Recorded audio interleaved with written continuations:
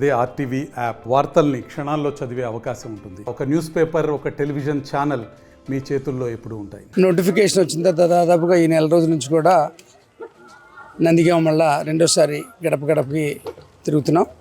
అలాగే కంచిచర్ల కూడా మిగతా గ్రామాలన్నీ కూడా గత సంవత్సరంన్నరగా గడప గడపలో భాగంగా ప్రతి గ్రామాన్ని వెళ్ళడం జరిగింది, ప్రతి గుమ్మం దగ్గరికి వెళ్ళడం జరిగింది.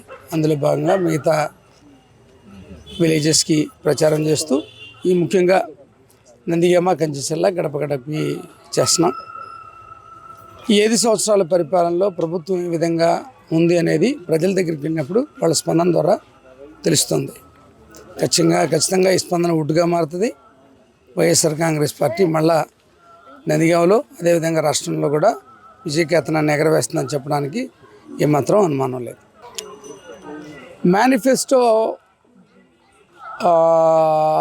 చాలా గ్రామాలలో మేనిఫెస్టోకు ముందు అంటే ఒక మాట మీతో చెప్పదలుచుకున్న ఈ సందర్భంగా ఎవరికైనా అర్థమయ్యే చాలా చిన్న విషయం ఏంటంటే, ప్రభుత్వం మొదట ప్రాధాన్యతలో భాగంగా విద్యకి, వైద్యకి, సాధారణ పరిపాలనకి, రైతులకు సంబంధించి ఇంకా ఇన్వెస్ట్మెంట్కి సంబంధించి కానీ పోర్ట్లు కానీ ఇవన్నిటికీ ప్రాధాన్యతలు ఇచ్చింది మనం చూసాం.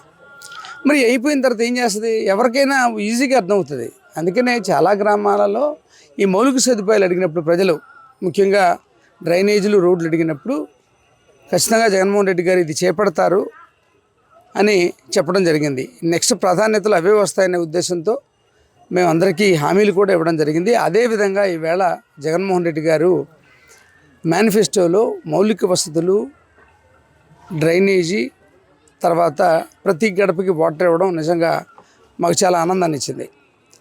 ఈ 5 కాలంలో ముఖ్యంగా మంచినీరు మనకి ప్రతి ఇంటికి ఇవ్వడం, అదేవిధంగా మౌలిక సదుపాయాలను సమకూరిస్తే విద్యా వైద్యాన్ని ఎక్కడి నుంచి అయితే మొదలుపెట్టామో పునాది నుంచి అదేవిధంగా వీటి పట్ల కూడా శ్రద్ధ వహిస్తాం. కాబట్టి ఖచ్చితంగా ప్రజలకు అనుగుణంగా ప్రజలు ఏదైతే కోరుకున్నారో అది 5 సంవత్సరాల్లో ఖచ్చితంగా చేస్తాం. జగన్మోహన్ రెడ్డి గారు హామీ అంటే మేనిఫెస్టో అంటే అందరికీ తెలిసిందే.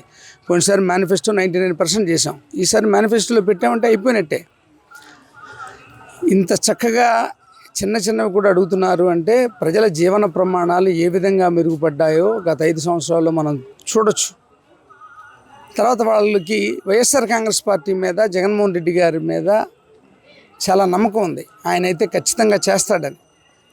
కాబట్టే వాళ్ళకి కావాల్సినవన్నీ మమ్మల్ని అడుగుతున్నారు. ఖచ్చితంగా ఈసారి మేనిఫెస్టోలో ఉన్నాయి కాబట్టి ఈ డ్రైనేజీ, మంచినీళ్ళు, ప్రతి ఇంటికి రక్షిత మంచినీరు ఇవ్వడం, రోడ్లు వేయడం ఖచ్చితంగా జరుగుద్ది. ప్రజల మనోభిష్టం ప్రకారం ఖచ్చితంగా ముందుకు వెళ్తాం. నమస్తే అండి. ఇది వ్యాపారం గురించి కాదు, ఓటు గురించి. ఎన్నికల్లో ఓటు వేయడం మన హక్కు మాత్రమే కాదు, కర్తవ్యం. ఎంతో మంది మహా నేతలు శ్రమించి ప్రాణత్యాగం చేసి ఈ అవకాశాన్ని మనకిప్పించారు. అందరూ ఓటు వేద్దాం. ఎందుకంటే ఓటు హక్కు ఊరికే రాదు. నా ఓటు ఎవరికో తెలుసా? అది సీక్రెట్ అండి.